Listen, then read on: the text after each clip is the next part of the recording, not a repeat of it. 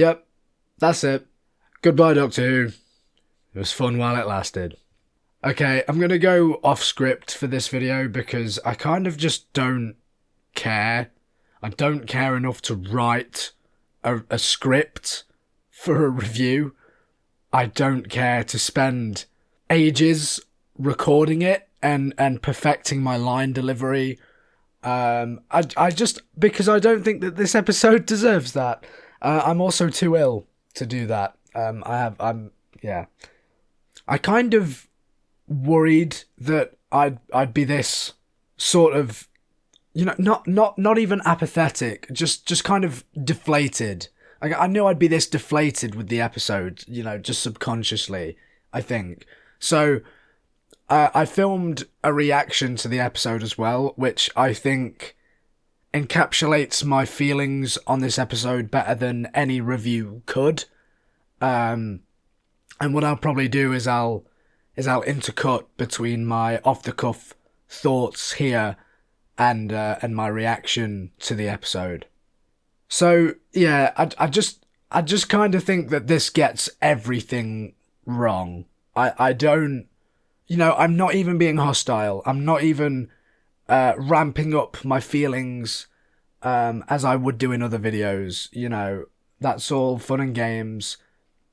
That's all, to paint a persona and be more interesting. I'm not even gonna bother. I'm just gonna say it as it is, how I feel it, how I see it right now. I can't think of a single solid beat from these episodes. It literally took about half an hour to get back to the point we were at the end of Wish World, where we had Omega coming back and the Ranis, doing their thing. Like, I genuinely am shocked. I went into this and I think 10 minutes had passed with the Doctor, going through the time hotel and explaining everything that's already happened to Anita. It was really nice to see her again, by the way. Of all the negatives in the episode, having the time hotel come back wasn't one of them, which is interesting because it is kind of a get out of jail free card, but I think it worked.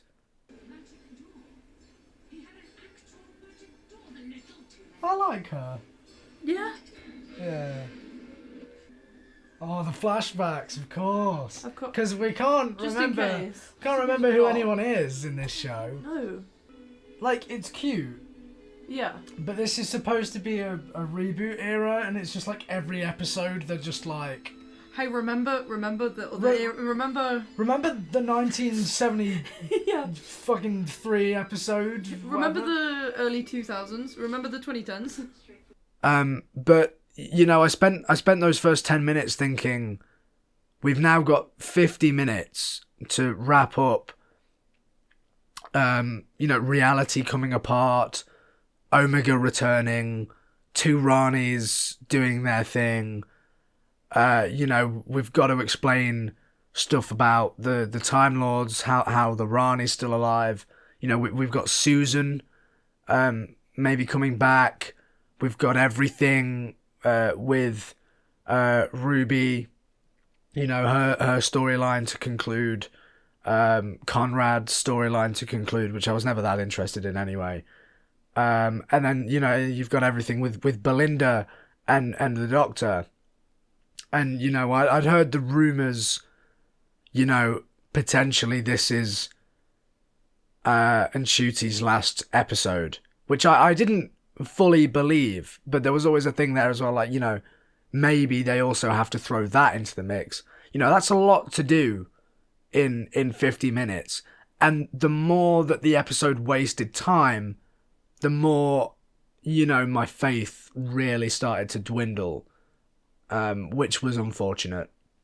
Because, rather than focus on all of these things and, resolving these things naturally over 50 minutes, Russell T Davies wastes 30 minutes by having a sort of a shootout with these bone beasts, that looks visually interesting. You've got Unit Tower, the top half fucking spinning around and shit. That was, fine. Visually that looked cool, but it didn't go anywhere. There were no real stakes to that battle. There was no real back and forth. It was just lasers being shot until they weren't anymore. There was no advancement from the bone beasts or anything. So that was just time wasting. You had Anita holding open a pregnant Anita holding open a door for like 20 minutes. Like, get a fucking door stopper. Jesus wept. You had Rose Noble back to say one line and do nothing, exactly like last season's finale. I think she even wore the same outfit that she wore in Empire of Death, just to, really bring home and signify that she's here to do nothing. You wanted her to do something? She's still in the same costume as she was last season. She's not doing anything. Why do they keep bringing Rose into the finales? Rose? She does nothing. Should be Ruby. No, Rose. Rose? Donna's daughter, Rose. Oh, yeah. I She- forgot she that was just had her a name. I forgot that was her name. Exactly. What does she even do? So you had all of that time wasting of just nothing going on, and then finally you get half an hour in. The Ranis have activated their like chronon beam or something. I think that was a reference to some Doctor Who thing, but I can't be bothered to check it really. And then Omega starts crawling out. And it's quite funny because one of the notes I said at the end of my last video was, basically something along the lines of, for the love of God, do not change his iconic look. His iconic look is amazing, and you absolutely butchered Sutek. I know that Russell T Davies and crew couldn't hear me. They couldn't make a last minute change, but Jesus... Just what a way to remove the identity of such such an iconic villain. I know that Omega is nowhere near in the cultural zeitgeist as the Daleks or the Cybermen, but wow, he was just a giant skeleton that appeared for like a minute. Did he have a minute of screen time before he was just thrown back into his room? Absolutely incredible.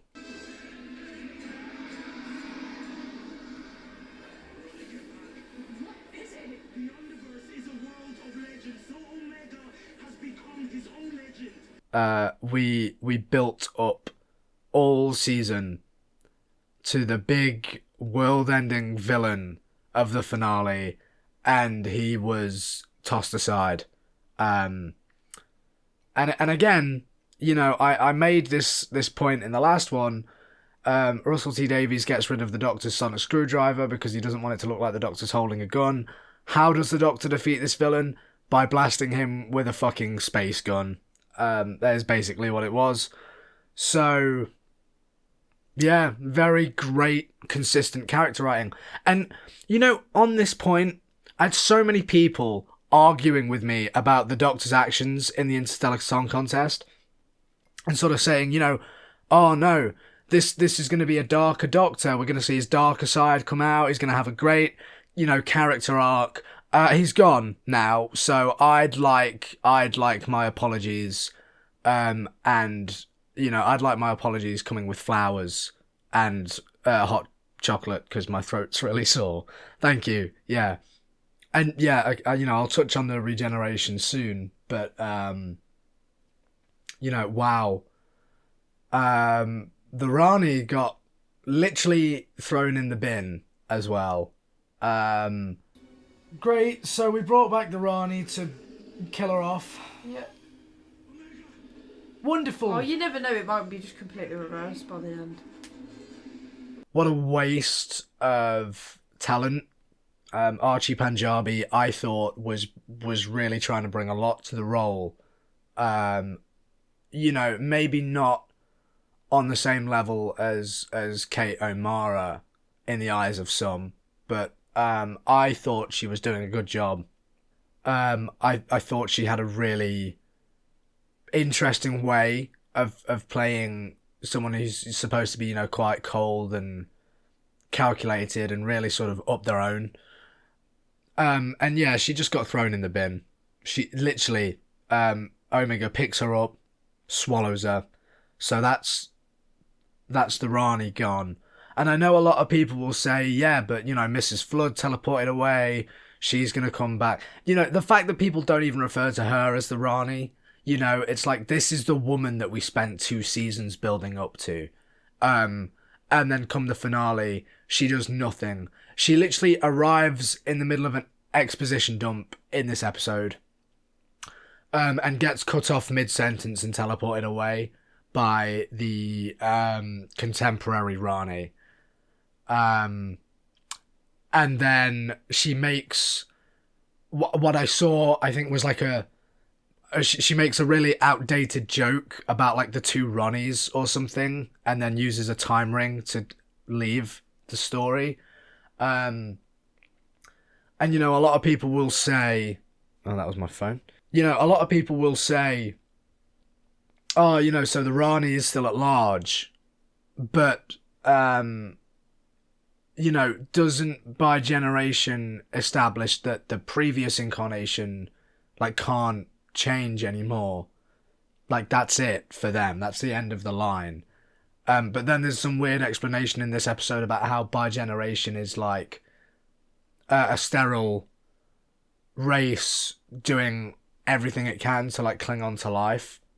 So, if that's the case, why isn't every regeneration like a Bigeneration from here on out? Why did Jodie Whittaker not Bigenerate instead? I know the reason for that is logistics, but that's just kind of like further proof of like Bigeneration is a bad concept, or at least this is a bad explanation for it.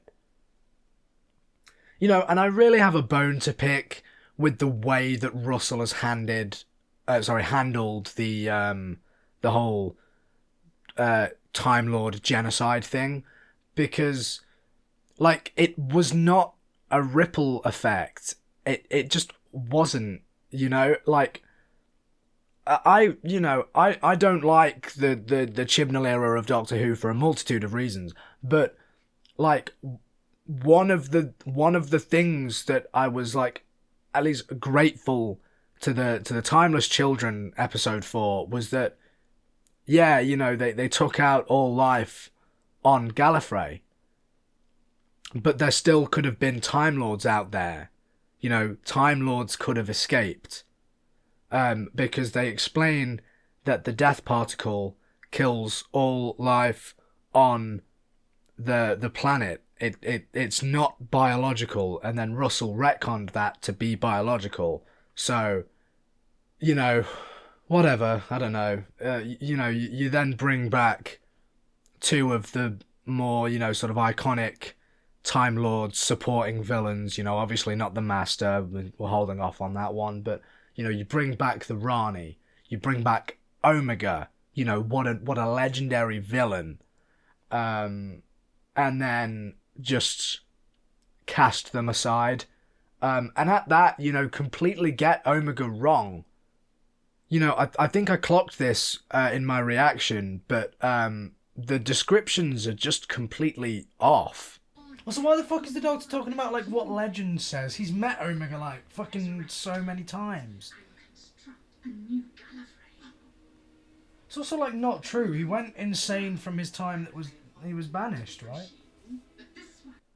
I don't know why the Doctor is talking about Omega in regard to legend when he's met Omega like many times. Not, twice in the show proper, but like Expanded Universe, he's met him many times in stories that are debatable as to whether they're canon or not, but I don't know, they used audio from some of those productions in the last episode. So, you know, that the canonicity there should at least be a debate. And you know, they say that he's like the mad god, that he was banished from Gallifrey into the Underverse because he went insane, and it's like, forgive me if I'm wrong, I don't think that that's true. I'm pretty sure it's the Underverse that made him insane, right? It's not that he was banished there for being insane. I think like Rassilon potentially sort of like betrayed him because he didn't want all of the glory. It's the same with Artron. You know, Big Finish did a thing where Artron discovered the path to immortality for the Time Lords, but Rassilon wanted to be the one to bring greater life to his race, so Artron was banished. It's the same principle with Omega. Omega was, you know, a big catalyst for, you know, making the Time Lords what they are, and Rassilon wanted the credit, so, you know, Omega was thrown into the Underverse, and then there he went insane. But, you know, it just annoys me to get all of that wrong. It's like, you know, to not even spend any time on it. You know, I could maybe be more forgiving of this sort of thing if, you know, fine, you know, Russell got the law wrong again, and I'm sure he'll refer back to that fucking line in The Giggle where the Toymaker said he made a jigsaw out of everyone's history or whatever, that everyone seems to fucking rely on for inconsistencies now. But, you know, that maybe could be forgiven if a decent story was made out of Omega. And, you know, just theorizing the week leading up to this, like, there were so many things that you could have done. And I know, you know, if you have so much speculation, then, like, something will never live up to what you thought it could be. You know, I get that. But, like, you know, me and some of my friends had so many ideas for what Omega could be doing back here.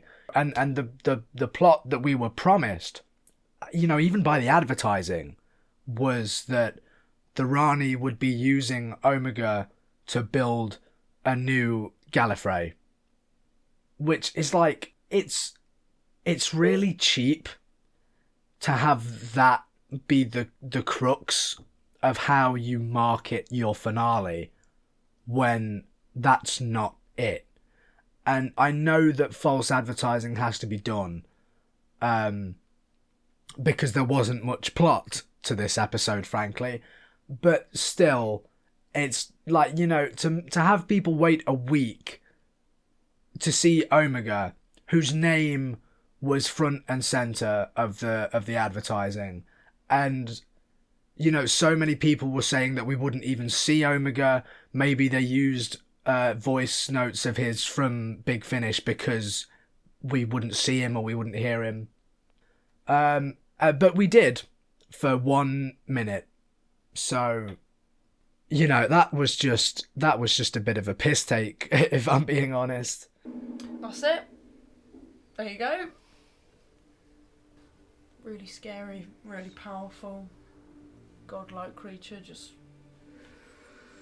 He's not, though! Yeah, it's... I know. Wrong! I know. And, you know, to substitute all of that, where, you know, we could have had a really... Sorry, I went a bit close to the mic then. To substitute all of that, where we could have had a really interesting story about the Rani trying to bring back Gallifrey using Omega, and, you know, maybe have the Doctor reining the whole thing in, and, you know, maybe the Time Lords do come back at the end, and for the first time in 20 years, we could have the Time Lords at large again, you know, and then next season you can bring back the Daleks, and have an interesting story there where the Doctor's relationship with the Daleks is now different because the Time Lords are back. Just to throw all of that away in favour for this one little girl who meant nothing until a week ago. And, you know, I still don't understand the story there. I don't understand what she's doing there. You know, I don't understand what she represents. You know, she was like wished into the world, and then she was unwished. But and then the Doctor like commits suicide basically, by like pouring his regeneration energy into the TARDIS to like shift reality so that she does exist again. I don't know. All of that was really lost on me. I didn't I didn't know what they were doing there. It didn't make sense to me. Maybe someone can be generous and explain that to me, but yeah, I don't fucking know, frankly. And I also don't see the point of making her out to be the Doctor's daughter either, because she wasn't.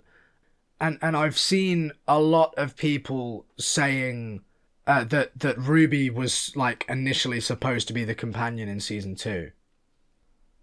Which again is, you know, is a thing that I didn't really believe, but now you know, I'm seeing the end of this arc for Belinda, where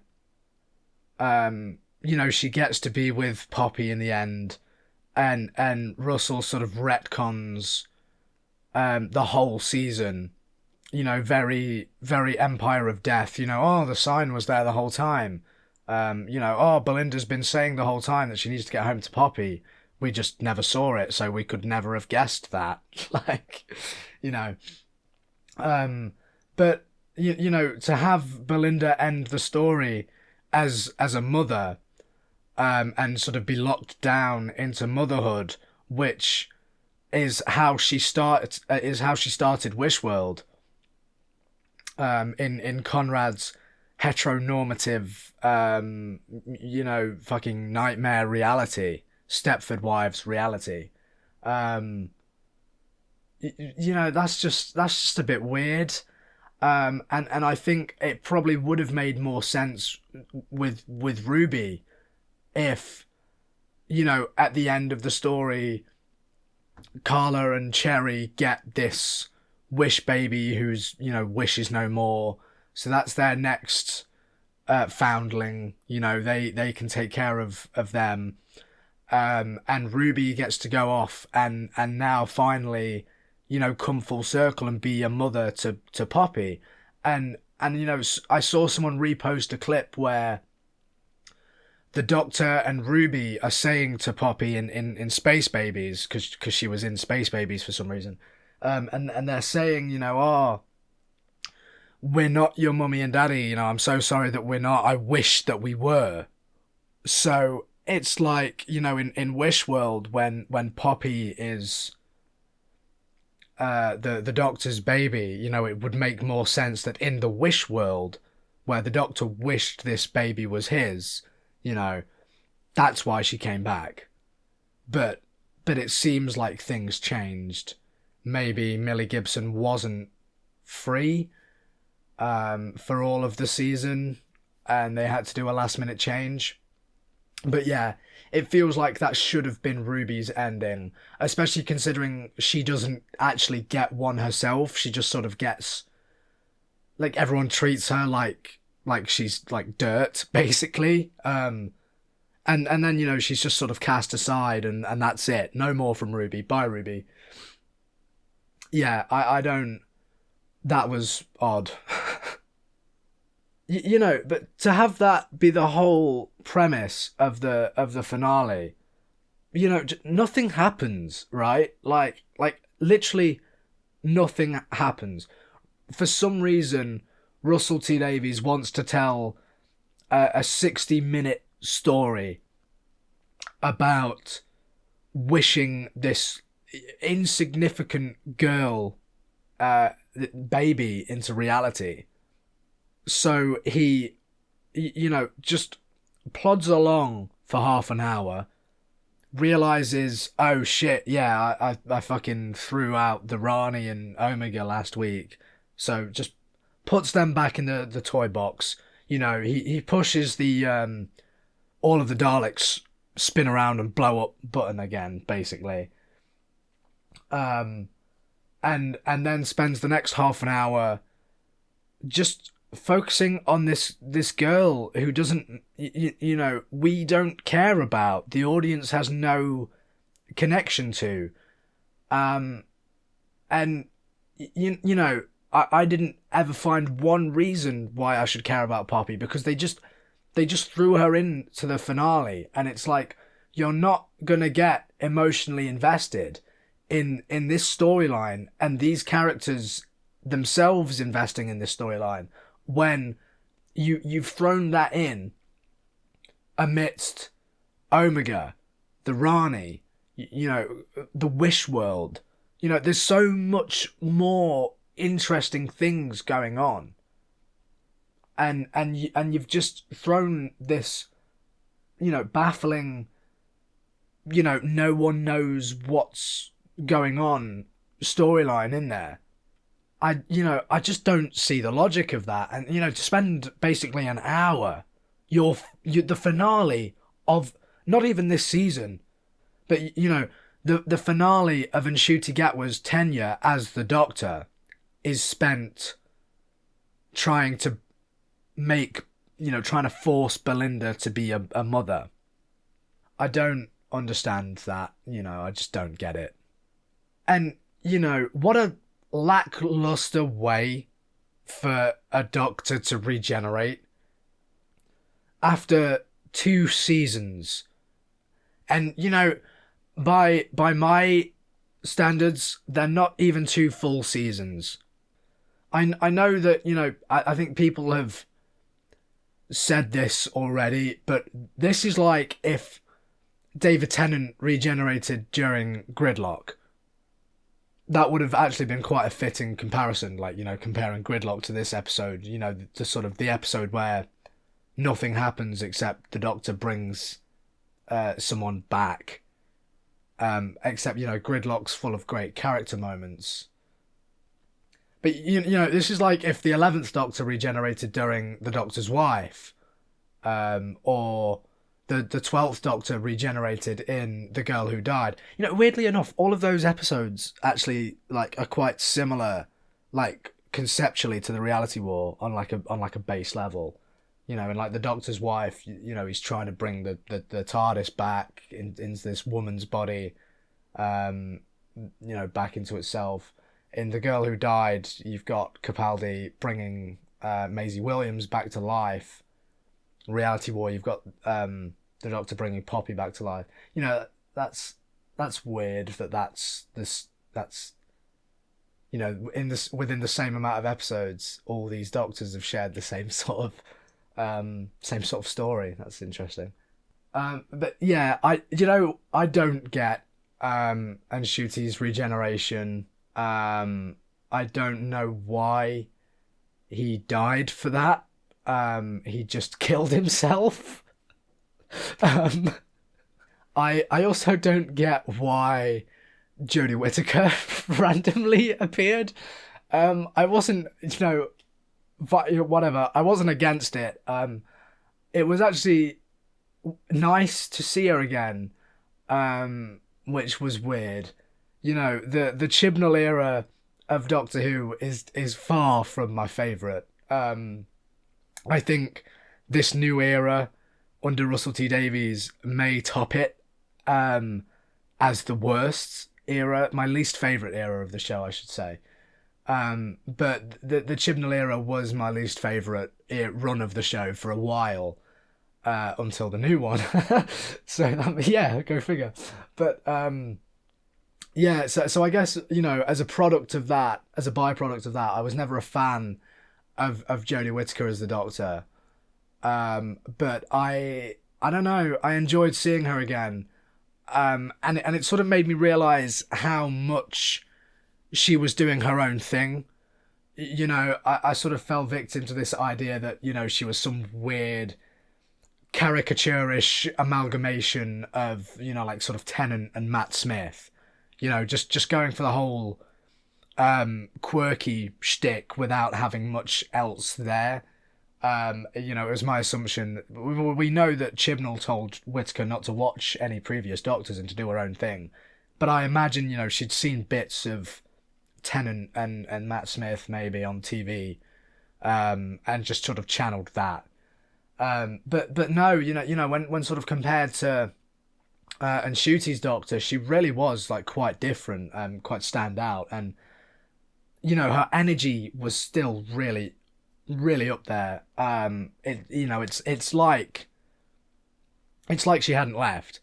And I know that they probably filmed this in what, you know, 2023, 2024. It's only been like a year or two since she stepped away from the role, but you know, still, she'd done other things in the meantime. You know, primarily being a mum, and you can imagine sort of how draining that is. I think she was right. I don't think I you know, forgive me if I'm mistaken there, but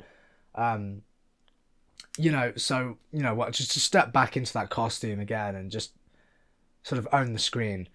But yeah, you know, again, I don't really know why she was there. And you know, I've been saying this all era, but Russell T Davies really is repeating beats from his first run, just way worse. And this was literally if Time Crash was edited onto the end of Last of the Time Lords. You know, which is just mental to me. Like that was a Children in Need special for a reason, you know, because that didn't fit. This was literally the same thing. It was like, oh, time's out of phase and we've flown around a fucking supernova or something, so now Peter Davidson's here and he looks older because of spatial imbalance or temporal imbalance. And it's the same with Jodie Whittaker. It's like, oh, I'm here because time's out of whack. Don't know why I'm here. But then she just like fades away as, you know, and it's like that was Time Crash. That was an abridged version of Time Crash. Like, why did it happen though? Why was that a necessary part of the plot?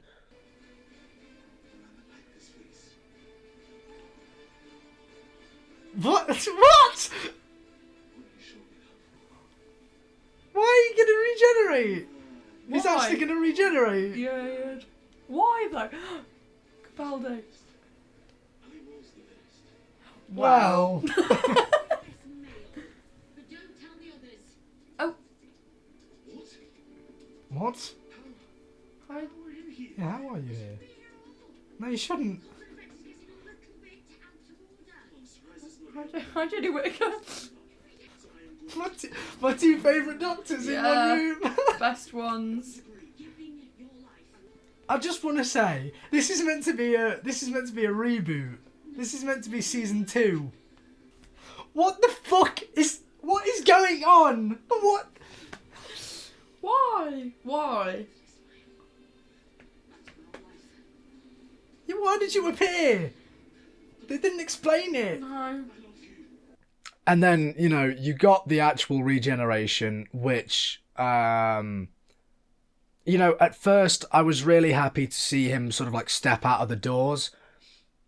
I thought that first shot of him, of Ncuti in space, the TARDIS in space was really beautiful. The green screen, you know, not so much, but, you know, it's fine, whatever. The problem really arose when, you know, you notice how bad the regeneration effects looked.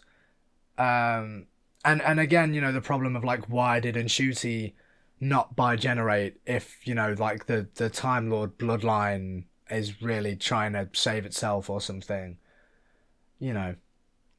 But yeah, you know, the regeneration effects have not looked good in this era, and it's astonishing because, you know, in 2022 you had Jodie Whittaker's regeneration, which was like arguably the most beautiful that they've done.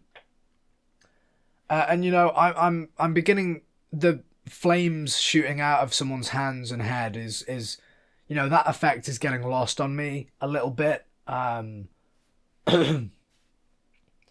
I think it worked for Eccleston, and maybe, even Tennant. Um, Matt Smith just sort of had that, like, head flip, and then he was Capaldi.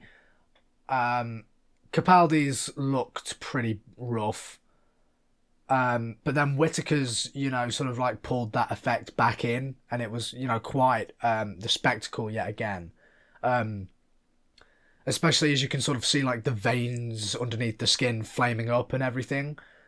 It was a really awesome effect. And like you can see it sort of surging through their whole body. It was like it made it feel like regeneration, like every cell was burning up and being replaced. And then, and Ncuti Gatwa just has this like fucking Disney princess sparkle over him. Yeah, and I don't even want to touch on how bad the Bigenerations have looked. The regeneration energy around David Tennant was like you could see the mask, the mask that was put on in the editing suite around his head. It literally just stops. But and oh god, yeah, the Rani's was abysmal. But like yeah, you see this like Disney princess sparkle around Ncuti Gatwa. Like it doesn't even look like translucent. Like usually there's like an opaqueness to it. It's like, yeah, you can see the face, you can see the hands, but like the there's no good way to sort of describe it, but like the regeneration energy looks thick. It's sort of like it's like covering them, But this time around it was just so hollow. You like you could barely even like see it. You could just see Ncuti Gatwa stood there. And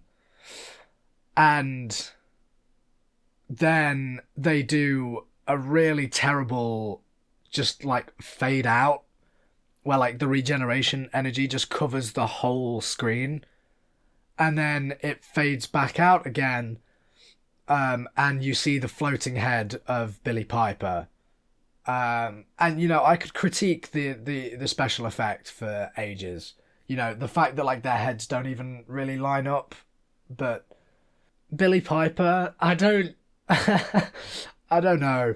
I know there's discourse going on right now, like, is she really the Doctor? It didn't even say introducing Billy Piper as the Doctor like it has done for every other regeneration, even Tennant's second turn. But you know what? Ncuti Gatwa regenerated into Billy Piper. That's the cliffhanger that they've left us on. That's the fucking clickbait, media generating ending that Russell has given us. As fucking many people have said, my Doctor Who fan 91, I think, put it best when he sort of said like, I'm paraphrasing here, but he said, this is the most like corporate fucking storytelling bankrupt thing they could have done. This is really and I watched Mr. TARDIS's reaction as well, and he said, along the lines of like the Bad Wolf era of Doctor Who is really beginning to feel like an exclusive club. And I really agree. It maybe wasn't so noticeable before, but then, you think about it, and rather than, all these new, these new people coming in and working on the show and being in the show, you've got Russell T Davies, Phil Collinson, Jane Tranter, Julie Gardner, Stephen Moffat, Murray Gold, David Tennant, Catherine Tate, and now Billy Piper. Where are the new guys at? Where are the new fresh takes on this show coming from? I know we've had guest writers. I know we've had guest writers like Inua Ellams, Juno Dawson, the two people from Loki. I'm sorry, I forgot their names, but it's like a small percentage, and even then I can feel the RTDisms in their scripts. You know, it's like when you look back at episodes like The Impossible Planet and The Satan Pit, and you think like, oh, you know, what a great guest writer. I hope they come back to do more. You know, what a great story. And then Russell T Davies comes out and says, oh, well, actually, no. You know, I wrote most of that from scratch, using his basic like story or something. And it's like, well, you know, okay, great. You know, was that episode better because Russell T Davies got his hands on it? You know, maybe, but would it maybe be better to hear someone's own unique vision? You know, I don't know. It depends how much it aligns with the rest of the season. I suppose that's sort of the job of a showrunner. But you know, you see that now, and it's like, how much of this that, you know, we're seeing is Russell T Davies, you know, and I sort of just want a new pair of eyes. You know, I was so over the moon when Russell T Davies was announced to be coming back, but now there is literally nothing I want more than to see Doctor Who through someone else's eyes, through a new writer's eyes, you know. And again, you know, Mr. TARDIS said it best. You know, Russell T Davies could probably be a great producer for the show. He could probably be a great script editor. But as the head writer, I don't know. I think, you know, I don't want to be all you know, I don't want to be all hip and millennial and say that he's lost the source, but that's kind of what it looks like. He's kind of like almost operating on autopilot. You know, he's just taking all the beats that worked in his first go of the show and just doing them again without all the effort. And that's really sad. That's really sad. And, you know, I think, again, you know, and sorry, another YouTuber reference because I can't have opinions of my own. But, you know, I think Channel Pup said it last night in his video that he uploaded where, you know, it's like, it feels like he doesn't want to be here. It feels like he doesn't want to do it. And in that case, like, you know, Russell's done great things to keep the show afloat. You know, I won't fault him on that. Bad Wolf stepping in to sort of, you know, produce the show, you know, great, new lease of life. You know, getting the Disney deal, I'm against it, but again, you know, it's kept Doctor Who afloat for 2 seasons, especially coming off the end of Whittaker's run where the future was very uncertain. You know, there was great possibility of the show being cancelled during COVID, and, you know, we all know the famous story that Whittaker's last episode was going to end with her regenerating and cutting to black.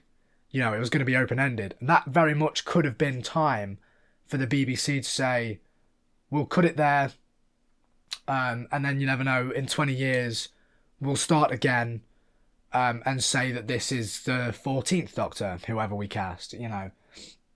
So, you know, for keeping the show afloat, Russell's done great. But, you know, it does reek of, you know, a lack of passion and a lack of wanting to be there. And you know, him running on autopilot. And I just don't get why he has to be the showrunner. You know, I don't know if that's contractual or whatever goes on there, you know, but I don't know why he couldn't have just taken Doctor Who into Bad Wolf Studios, acted as, you know, main producer, and hired a bunch of people that do want to fucking write for this show. You know, you've got so many amazing Doctor Who writers at Big Finish. You've got so many just, you know, unheard working class writers working in the UK film industry who are, you know, desperate to get their big break. I know I'm fucking one of them, right? And, you know, God, what I do to write for Doctor Who. You know, I'm working on a fucking audio drama series of my own based on Doctor Who, just for a chance to tell the Doctor Who story that I'd want to tell, because the likelihood is that I never will. But you got so many amazing writers, and they don't even need to be Doctor Who fans. You look at Vincent and the Doctor, one of the best episodes of the Revival series, undoubtedly, and that was Richard Curtis writing for Doctor Who because it was his best chance to tell a story about Vincent van Gogh. And you can see the respect for the show in there, and how much of that was Moffat tweaking it and fitting it in with Series 5. I don't know, but just the fact of going back to see Vincent van Gogh and bringing him to the future, into the present day, to see all of his work in the I forgot the name of it, but the museum, and having that speech at the end where the Doctor's saying we definitely did make a difference. Just because everything ended the same for him doesn't mean that the bad things outweigh the good things that happened because of us being there. And it's fucking beautiful, and it's so intrinsically Doctor Who, and it's written by someone who doesn't even really like Doctor Who, is what I'm saying. It's like, I would almost rather have someone who's not a fan of Doctor Who at this point, because everyone now who works on Doctor Who wants to fuck with it. They want to touch the old show and bring that back into the Revival and pervert it, and change it and distort it and defile it. And it's like, that's not what we come here for, I get that every writer wants to tell their own story with the show, and you should always write based on, what you want to see. But with a show that has like a 60-year legacy and like a singular canon, there comes a point where it's like, this isn't Marvel. You can't just say that this is a reboot, or another dimension or something. It's not a Marvel comic. It's a continuous canon, and some of that has to be respected. Because the way I see it, you should write the stories that you want to tell, but for something like Doctor Who, you should also be aware that this show doesn't belong to you. You're the latest voice in a series of many, that are serving these hardcore fanatics of this show, who, a lot of them know more about Doctor Who than you. A lot of them are, they've read more books, they've read more comics, they've listened to more audio dramas, they've watched the fucking telesnap reconstructions of the 1960s episodes that you probably haven't, and it's like, you can't let them down. And I know that everything shouldn't appeal to the die-hard fans, because that's not how Doctor Who works. It's a merchant of change. Doctor Who is all about change. Since it's what, 4th year on air, they went, William Hartnell, you gotta go, let's bring in Patrick Troughton, and then the whole tone and dynamic of the show was different. You didn't have historicals anymore. That was, the Troughton era was the era of the Base Under Siege formula. And then, you bring in Pertwee, and suddenly it's Earthbound. And then you bring in Tom Baker, and it's, we're back into space, and this is like the fucking Red Dwarf era of Doctor Who or something, It's all about change. So I know you can't appeal to the diehard fans, but you need to acknowledge them and respect them. Especially if you are a diehard fan yourself. I know that Russell T Davies is. But he should know that touching things like, doing something like By Generation, or bringing back Sutekh the way he did, or bringing back Omega the way he did, surely he knows that's going to piss someone off. And I just, I just can't understand the logic of just not caring, you know? It's, so this is why I think that a non-fan may be one of the best routes to go. You look at Andor, I've personally not seen it, but I know its acclaim. I've had so many of my friends tell me that it's like one of the best fucking pieces of Star Wars ever. I look at Andor, and I'm pretty sure the showrunner for that doesn't like Star Wars, but he got the chance to tell the story that he wanted to tell within the world of Star Wars, and grabbed that chance and ran with it, and everyone is saying how incredible it is. And you look at that kind of logic, and you think, why shouldn't Doctor Who have that? Why shouldn't Doctor Who have someone completely, new, out of the blue, forgive the pun, come in and, respect everything that's come before, respect the show and its ideologies and its, and everything about it, but say, I want to tell a new story using that show. And they do something new. Maybe they even, maybe they bring the Daleks back. This era has showed, as much as I love the Daleks, they're my fucking babies. I miss them so much. But, this era has showed that Doctor Who can work without the Daleks. I don't think this era did work, but it's not because of the lack of Daleks. Even if they did, have a cameo in this episode, which was a bit odd. But, whatever. I think, yeah, the show needs a new pair of eyes. Even someone that is a fan, but isn't a fucking mega fan who's been itching to bring back Sutekh since they were like 5 years old, I think that's desperately what the show needs. And I think it desperately needs Russell T Davies to leave because, this episode was the death knell for me.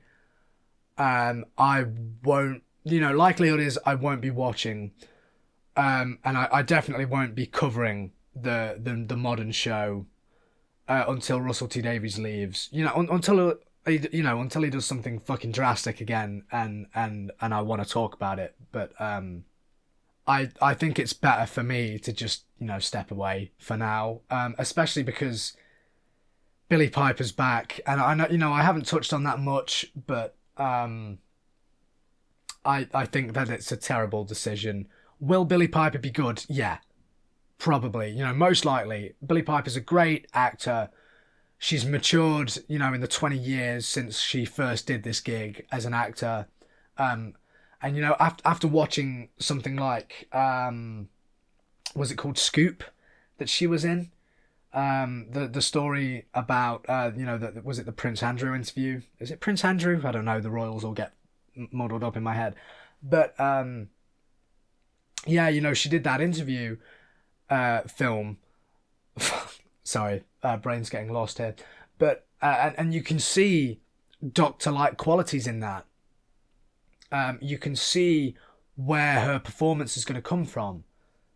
But yeah, whether she's a Doctor that does a couple of specials akin to David Tennant's 14th Doctor, or, whether she's the 16th Doctor for series beyond, I don't know. I kind of don't really care anymore. I don't want to watch it. I think that was a bad decision. And, yeah, Doctor Who's in a bad state. Please, Russell. Oh, yeah, no, but yeah, please, Russell. If you're not gonna leave, at least respect the fact that you're working on a 60-year legacy, and people care about that. And I know so many people say it's just a TV show, but I would disagree. Doctor Who has transcended just being a TV show. There are figurines on people's shelves. Again, there are audio dramas, there are comic books, there are novels, there are interactive escape rooms. There have been fucking museums purely about Doctor Who. There are fan films, there are fan made audio dramas, there are fan made like cosplays and clothes to perfectly emulate these characters. My grandma knitted me like 3 or 4 Tom Baker scarves when I was a kid. There are conventions purely about Doctor Who. And again, it's an ideology. It's a way of life. It's a way of living to adopt. To quote Rose Tyler from series 1, the Doctor shows you a better way of living your life. And I know it may sound cringy, but like this show, this institution, I should say, really like means so much to people. It means so much to me. So much of what I've learned as a person and how I try to cope with life as a person comes from this show. The otherness and the weirdness of intrinsic to the character of the Doctor. It's kind of something that I carry, being very like autism coded, and to see how how they as a character deal with that, and how they just shrug off what other people think. I've adopted that into my life. If someone doesn't, get on with me or finds me a bit weird or doesn't like me because I am the way I am, great. I don't want that person around. I don't care what they think. I'm still me. I can't help being me. So they'll have to cope, and I love that attitude of life where it's like, you've got to be confident in who you are because your difference is what makes you special. And, I don't feel that Doctor Who anymore. Every Doctor is written with a bit of the actor in mind. But I think Russell T Davies forgot the assignment on this one and just wrote Ncuti Gatwa, which, some people that's okay, that's fine. I know that's not a big issue, but I miss the Doctor. I miss Doctor Who. This show just doesn't feel the same anymore. And it's just not the program that's enforced so much of how I live my life, and it's not the show that inspired me to be a writer. It's not the show that brought me and my family together every Saturday. My mum has been watching since the 70s, mostly pushed through the Chibnall era, has now given up. My dad never was a big Doctor Who fan, absolutely fell in love with Eccleston and Tennant, liked bits of Matt Smith, liked bits of Capaldi, but, he's given up. My girlfriend got her onto Doctor Who last year, caught her up to speed and caught her up to date in time for Ncuti's first season.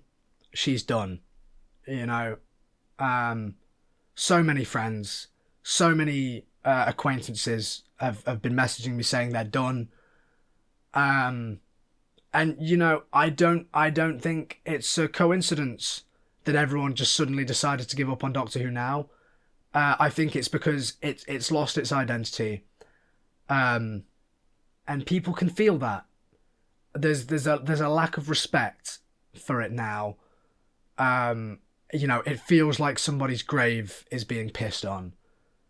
I know that sounds harsh. I know that sounds dramatic, but again, you got to understand how much this means to people, how much this institution means to people, and yeah, I just don't get, why it's in the state that it's in now. And hopefully that changes soon. But I know that as long as Russell T Davies is running this show, I'm not going to give it much of a chance. And I think that about wraps up what I have to say. Sorry, this was a very long one. I'm looking at the I'm looking at the timeline of me recording this now, and it's over an hour. Fucking hell. But yeah, that's all the ground I wanted to cover. I wanted to have an honest conversation about how I feel about this show, because I know I've played up my feelings, and that's annoyed people. I've been very dramatic in my reviews and a little bit, not clickbaity, but very, sort of attention seeking with the titles, and I know that's annoyed some people. So, but I couldn't be bothered to do that. So instead, I spoke for an hour unfiltered, because that's less effort, obviously. But yeah, that's it from me. If you made it this far, whatever. I doubt many of you have. But let me know your thoughts in the comments, whether you agreed or disagreed or whatever. If you disagreed, I doubt you made it this far. But yeah, let me know what you think in the comments. Let's have more of this open conversation. I've sort of kickstarted the discussion here for an hour. Now you guys can carry it on. And yeah, I will be doing more Doctor Who stuff. Doctor Who is my biggest love. It's my first love and my biggest love. But it won't be contemporary Doctor Who. I want to reboot my Dalek Timeline series. I want to talk about some audio dramas, some classic Doctor Who. Maybe do some tier lists. I've been watching Josh Snares recently, and that's quite inspired me to follow in their footsteps on that. And yeah, that's it from me for today. As always, I have been your host, Mr. Greaves. Take care of yourselves, everybody. I hope that you're not as upset at this finale as I am. And I'll see you all in the next one. Bye-bye.